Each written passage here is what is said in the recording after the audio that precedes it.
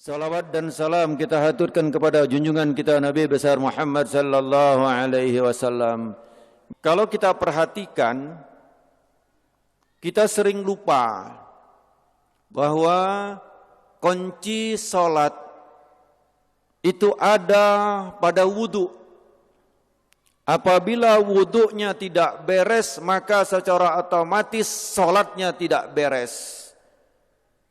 Wudunya akan ditentukan dari toharohnya.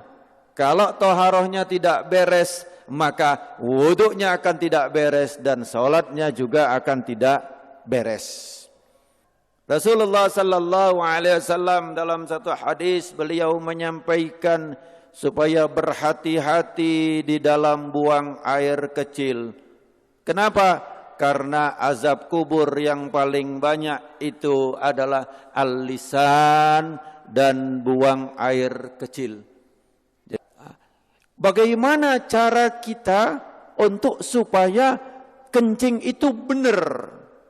Supaya kencing itu tuntas. Supaya kencing itu bersih daripada hadas.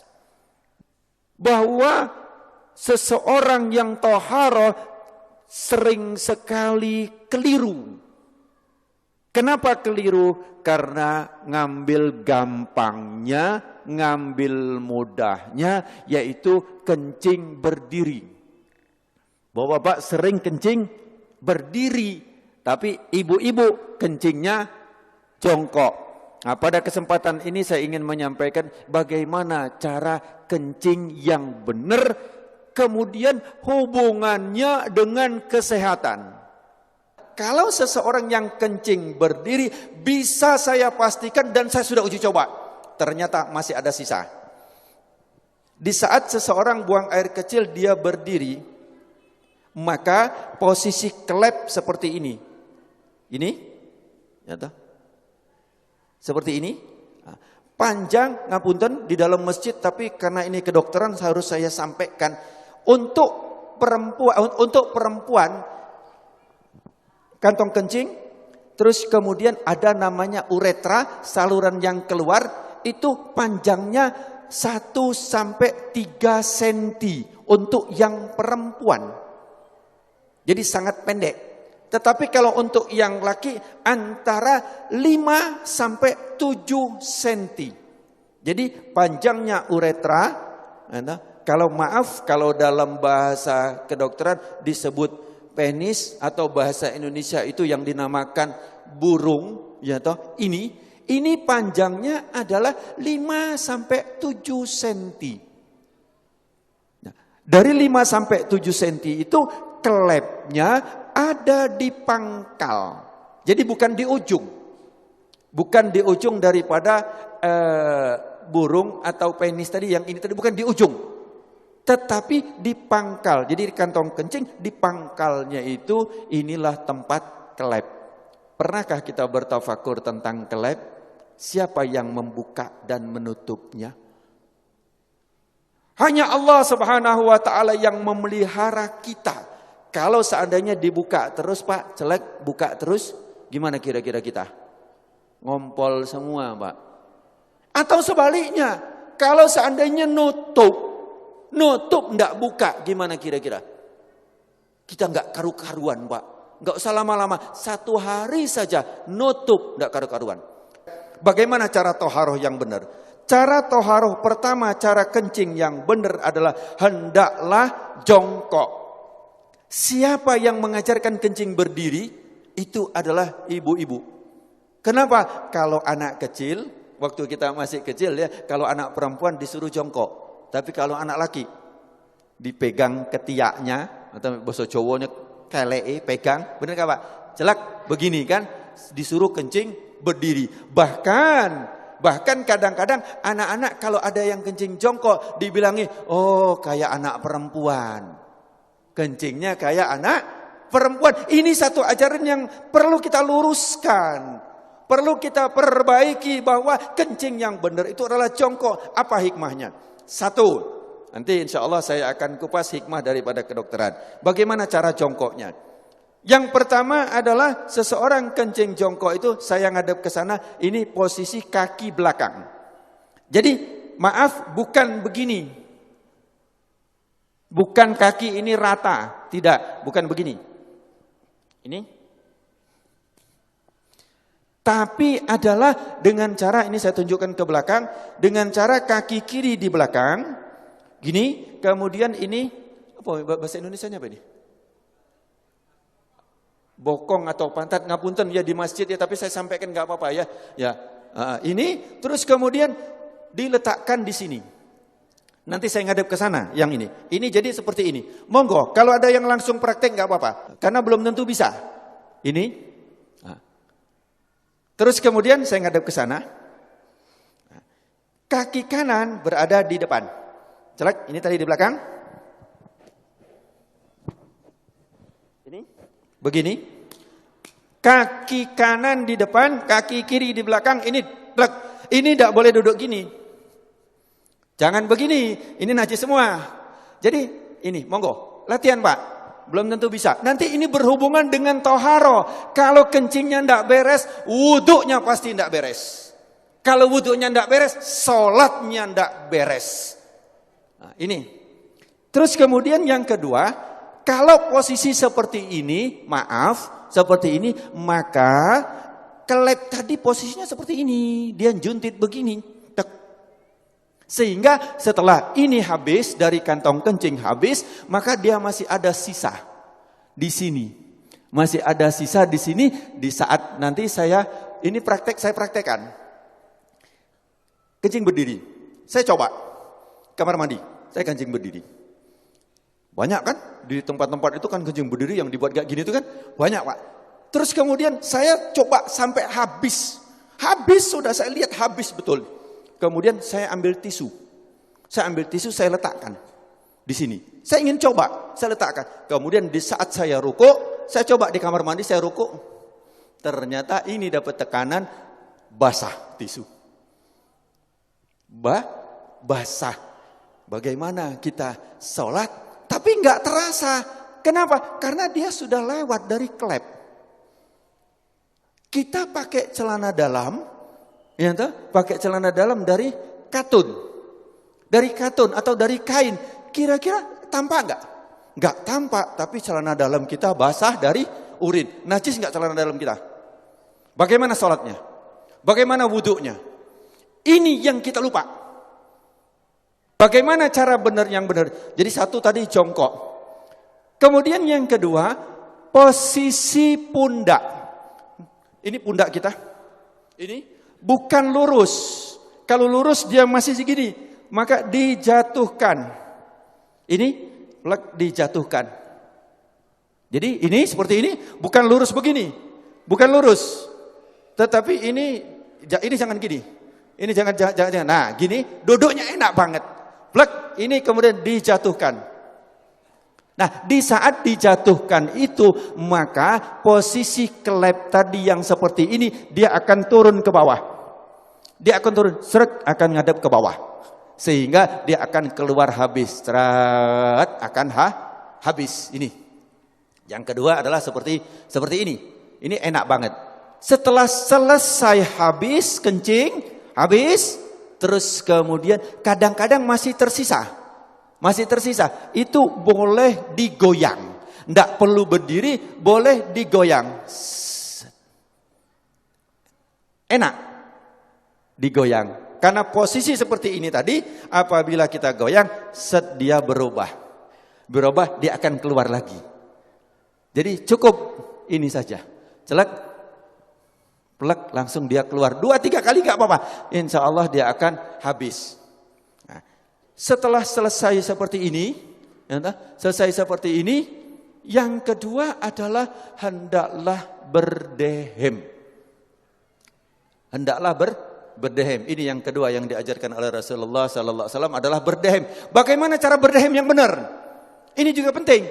Berdehem yang benar itu bukan bukan. Berdehem yang benar itu perlu belajar. Gimana cara berdehem yang benar? Adalah dengan cara tarik nafas. Di saat ini tarik nafas, di saat seseorang tarik nafas, ini paru-paru mengembang, set. Kemudian ini ada batas antara rongga dada sama rongga perut. Ini ada namanya diafragma. Diafragma itu pembatas. Di saat seseorang narik nafas, itu seperti mangkok atau piring atau cakram, di mana dia akan lurus. Jadi diafragma di saat kita narik nafas, naik ini, lurus. Terus kemudian di saat kita hentakkan, dia akan ces begini. Di saat begini dia akan menekan rongga perut, kemudian dia akan menekan daripada kantong kencing, sehingga yang ditekan adalah bus, bus, bus, dia akan keluar. Tetapi kalau lego dek kini belum, jadi tidak keluar, gampang ya, seolah-olah gampang. Saya belajar berdehem itu 15 hari. Yuk, bagaimana cara berdehem yang benar? Saya bertanya, 15 hari baru tahu dengan cara tarik nafas. Nah, bukan cara berdehem kayak orang mau lewat ada sandalnya. Bukan. Jadi caranya adalah tarik nafas. Nah, itu harus latihan sebanyak 3 kali. Begitu juga ibu-ibu. Ibu-ibu pun juga berdehem. Ini jarang kita dapatkan untuk berdehem ini, Pak. Ya, yang ketiga adalah dengan cara diurut. Untuk yang perempuan itu adalah ditekan dengan menggunakan tangan kiri, ditekan di atas ini. Nanti kapan-kapan kalau ada pengajian khusus ibu-ibu, nanti akan saya jelaskan bagaimana cara menekan daripada kantong kencing dari atas. Plek, ditekan, dia akan keluar. Kalau untuk yang laki-laki, itu adalah dengan cara mengurutnya. Bagaimana cara mengurutnya? Adalah dengan menggunakan tangan kiri, bukan tangan kanan. Kemudian dengan tangan kiri itu, cara mengurutnya bukan dilingkarkan. Nah, sebelum saya menceritakan tentang bagaimana cara ngurut, biasanya kadang-kadang ngapunten, ini disentik.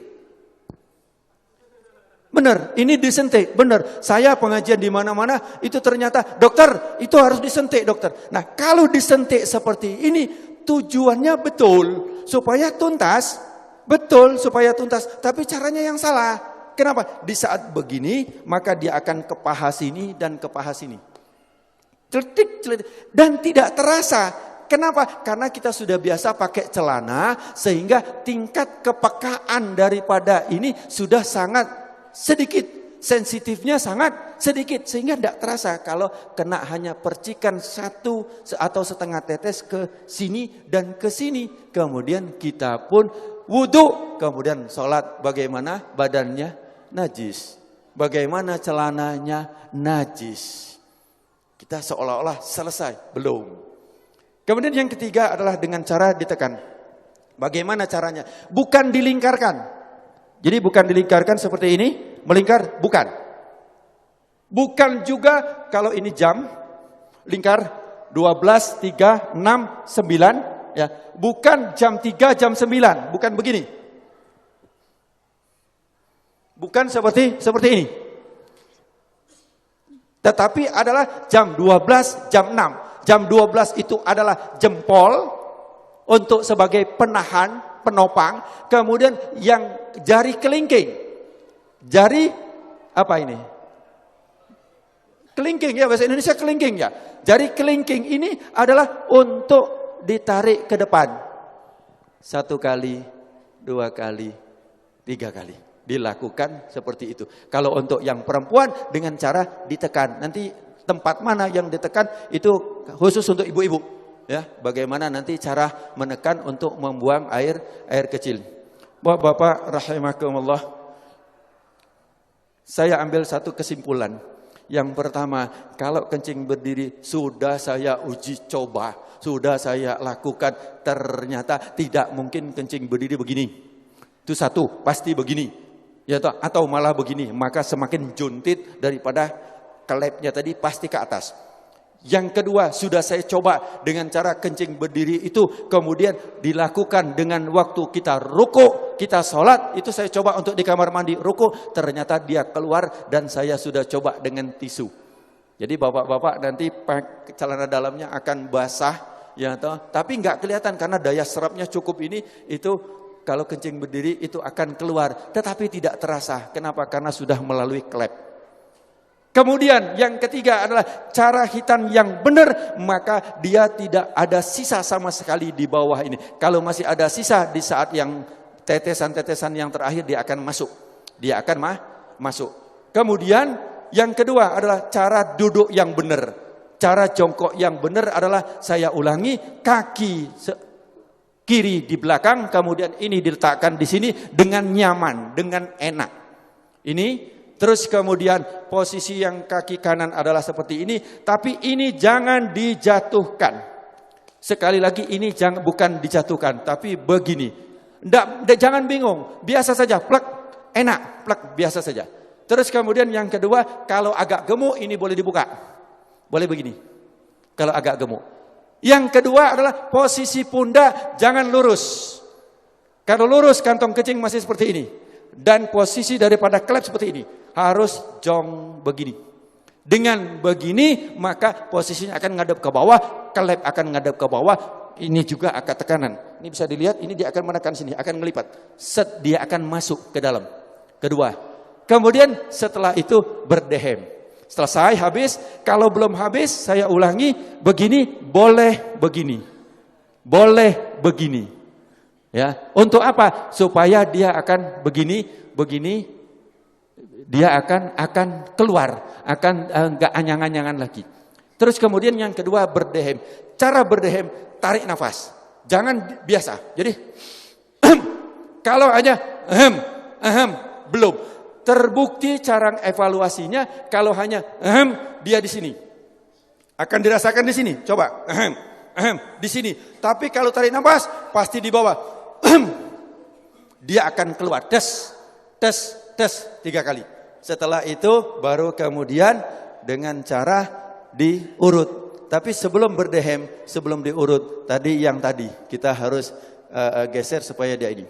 Bapak-bapak rahimakumullah, sebenarnya tentang toharo ini masih banyak yang harus kita kupas. Tapi ini saya himpun sebanyak mungkin. Hati-hatilah kita di dalam bertoharo ini, karena Rasulullah SAW sebagai penutup, Rasulullah pada satu hari itu berjalan, kemudian ada 2 kuburan. Satu kuburan ini kata Rasulullah sedang disiksa. Kenapa? Dia cara toharohnya atau cara kencingnya enggak beres. Tapi ingat bahwa kita dikondisikan supaya menjauh daripada ajaran Rasulullah sallallahu alaihi wasallam. Di sini saya dari medis, saya akan usahakan untuk bagaimana hikmahnya daripada apa yang diajarkan oleh Rasulullah. Bagaimana tidurnya Rasulullah, bagaimana makannya Rasulullah, bagaimana menguapnya Rasulullah, bagaimana wuduknya Rasulullah, bagaimana taharahnya Rasulullah. Itu bisa dikupas habis dengan tujuan kita kembali kepada apa yang diajarkan oleh Rasulullah sallallahu alaihi wasallam. Mudah-mudahan beberapa penyakit akan dihindarkan oleh Allah Subhanahu wa taala.